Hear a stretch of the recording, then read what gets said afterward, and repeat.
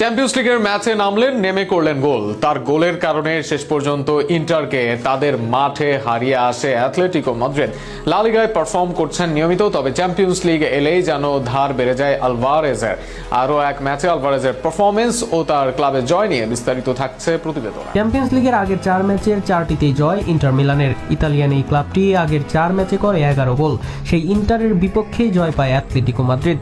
রিয়াদ মেট্রোপলিটনে যার শুরুটা আসে আলভারেজের হাত ধরেই। 9 মিনিটে সতীর্থ সিমিউনের ক্রস থেকে বল পান স্প্যানিশ লেফট উইঙ্গার বায়না, তবে সেখান থেকেই বল আসে আলভারেজের পায়ে। এরপর তার দারুণ এক শট খুঁজে নেয় জালের ঠিকানা, যেখানে গোলরক্ষক ইয়ান সোমার ছিলেন অসহায়। এরপর যদিও ম্যাচে এসেছে আরও 2 গোল। দ্বিতীয়ার্ধের শুরুতে জিলেনস্কি গোল করেন ইন্টার মিলানের হয়ে, তবে অতিরিক্ত সময়ে অ্যাথলেটিকো মাদ্রিদের হয়ে গিমিনেজ গোল করে নিশ্চিত করে দলের জয়। চ্যাম্পিয়ন্স লিগে 31 ম্যাচ শেষে 25 গোল অ্যাসিস্ট আলভারেজের।